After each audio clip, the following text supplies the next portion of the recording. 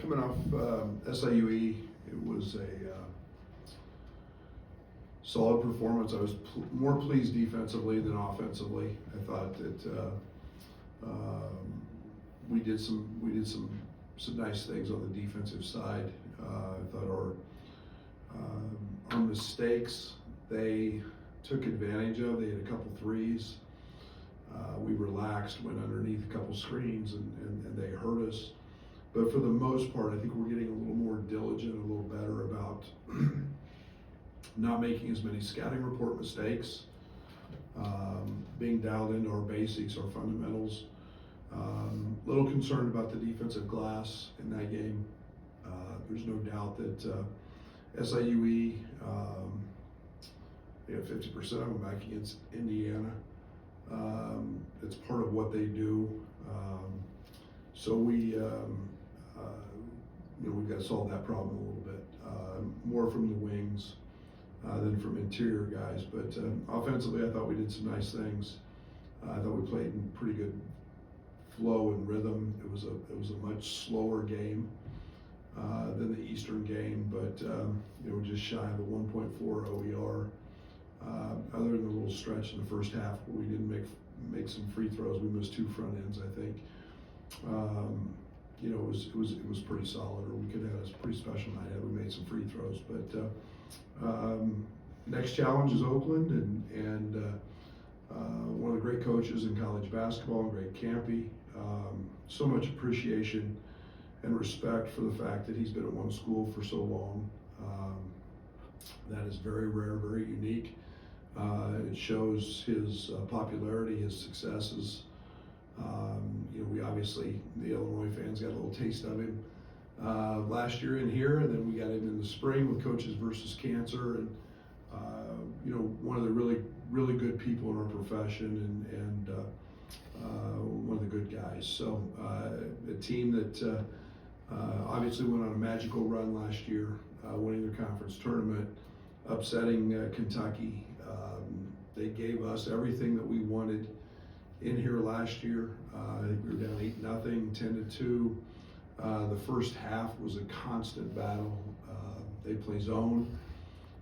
They do it very well. They have tremendous three-point shooting, and yet you can't get skewed by the fact that they're one of the top teams in college basketball in post-ups. And even though Trey Townsend's not there, they've got a couple guys up front this year who post the ball a lot.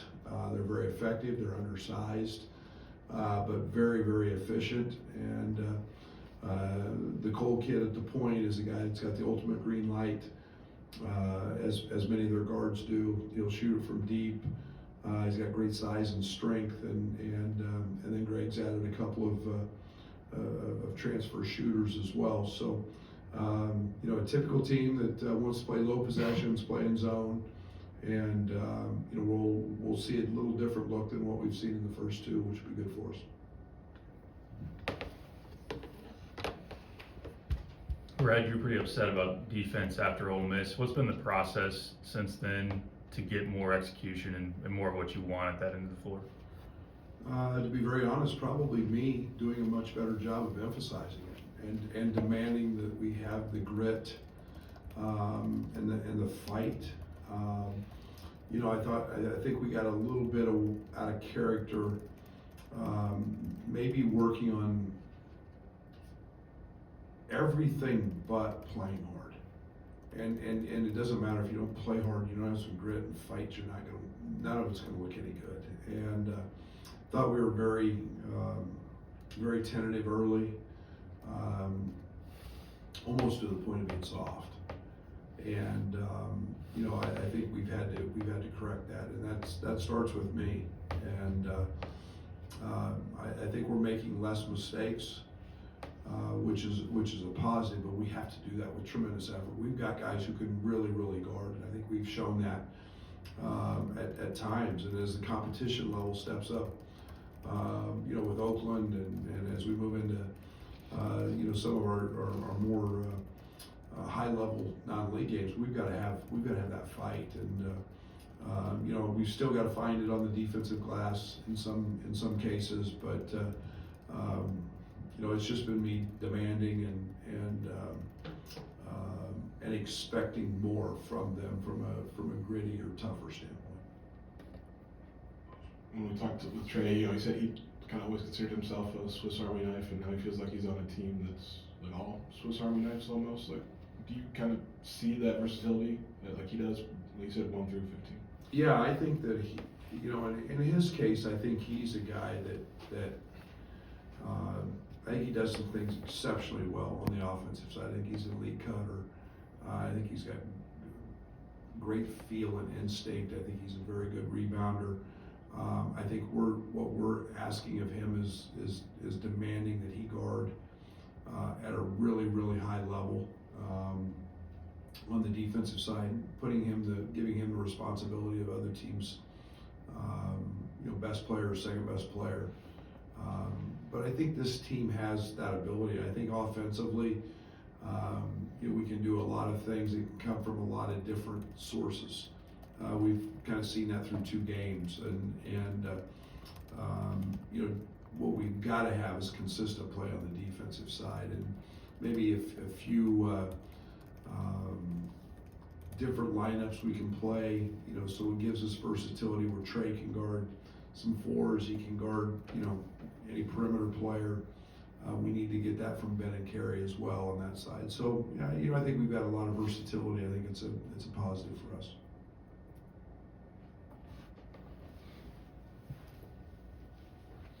I guess with Oakland, as teams do, the roster doesn't look the same, but stylistically, does that help you maybe when Greg Campion's kind of played, this similar style? Yeah, Greg's going to play to win, and for a mid-major program, to play high major games, Greg's really good at it. I think if you remember, they had a 10-second count walking the ball across half court last year with the game on the line, and he wants to play fewer possessions. He's on the road. It's a game that he wants to control the possessions. That zone allows that, and then they're very, very comfortable playing in the late shot clock. So you get an NCAA tournament vibe or an NCAA or a league game vibe. With lower possession sometimes, and it'll be interesting to see how we react to that. And we still have to be us. We still have to get out and push and try to play with tempo. We've still got to be effective on the offensive glass. Their 2 front court guys are getting almost 8 offensive rebounds a game. So it's another challenge for us, and they do what they have to do to win. And it's offensive rebound. They take care of the ball. Lower possessions, and if you give them wide open 3s, they make it, and pretty good success. We saw Trey jump up and make a couple early 3s in the last game. Have you seen him make progress in that area? A guy that shot around sub 30 from 3 coming in, but he said he feels like he's more confident with that shot. Yeah, I think that one of the things that I think we've asked of him is take good shots. I think he was in a situation where he took a lot of difficult shots. And it's amazing when you shoot really good shots, you gain confidence. And he's a guy that has the ability to shoot him off the catch, shoot him off the dribble. We saw that in the first couple possessions of the game the other night. So I've never thought he was not a good shooter. I thought he was a good shooter who took a lot of hard shots, and we're trying to help him in that area. You've talked a lot over the years about, finding ways to win when shots don't fall. They've fallen through 2 games. So what do you feel like this team has in it? If it faces a situation where they've got to do some other things. Yeah, we've got to continue to fight on the offensive glass. I think the other thing that was encouraging for us is I think we had 13 turnovers against Eastern. We had 5. You can't turn the ball over when you if you ever have a night when you don't shoot the ball very well, you better maximize your possessions. You better not turn it over. It's one of the big adjustments we made from the Ole Miss exhibition was, we live ball turnovers. KJ's doing a great job of taking care of the basketball. He's got the ball in his hands a lot. Will he have a couple? Probably, but we got to keep growing offensive execution wise, find the right balance. You know, and I like our shot selection that we're getting right now, and you know, I think it's multiple guys being able to score helps maybe eliminate some of those nights and feel comfortable enough to get those guys in the game. For KJ, 16 free throw attempts so far through 2 games. What is the key for him to maybe be able to do that consistently? And is that something that can really elevate your offense if shots aren't falling as well? Yeah, I think he's a high. I mean, if you look at his EuroLeague stuff and when he played in Europe, I mean, he's a guy that lives at the free throw line. He gets fouled a lot. He's been taught extremely well. He plays through arms, the defender's arms a lot.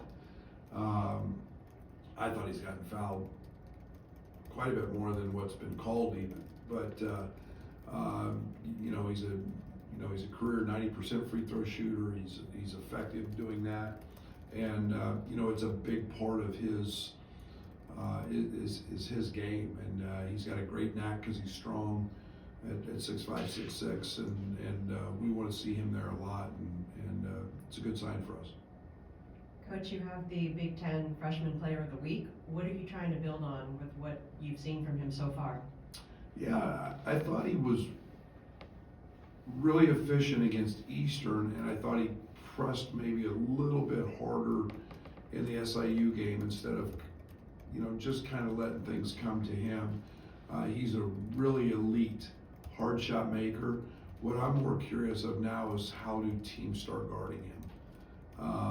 You know, and that's where we've got to help him. You know, is there a tendency that we start to pick up on? He's a great catch and shoot guy. You know, he made a 3 off the baseline out of bounds play that not many guys make. 6'9", he just popped up over a guy coming running away from the basket and shot it. But you know, I think my challenge is to find opportunities for him that are a little easier, and then I want him to get fouled more. He lives in the paint. He's got great pivots. And instead of making hard shots sometimes in there, just get fouled. And so I think that's kind of the next step with him, is to get, you know, 8-10 free throw attempts a game. Brad, obviously it's still really early. We haven't seen Kylan get going offensively yet. Is there anything that you want to see him get in a rhythm? Is that something you concern yourself with at all, or is that as long as the offense is going? No, I'm really proud of what he's done, because he hasn't forced anything, and he's played the game the right way. And you know, he's had a couple go in and out. He's done it before. I mean, he's had 20-point nights, so he's the last thing I worry about. But I love what he's doing on the defensive side, because he's leading us there. And then I love just his patience. His opportunities will come. Truthfully, if you look, I mean, he and KJ haven't taken a lot of shot attempts. They're both just taking what the defense gives them. They're setting the table for everybody else. And there's going to be nights when coverages are different and opportunities are there, and they're going to get a ton of them. We both know they're both very, very capable. So I love the way those guys in the backcourt are playing together. You know, it's only been 2 games, so where do you feel like maybe role identification is, or where maybe these guys have maybe slid into, you know, a role that they can fill? Yeah, I think it's coming.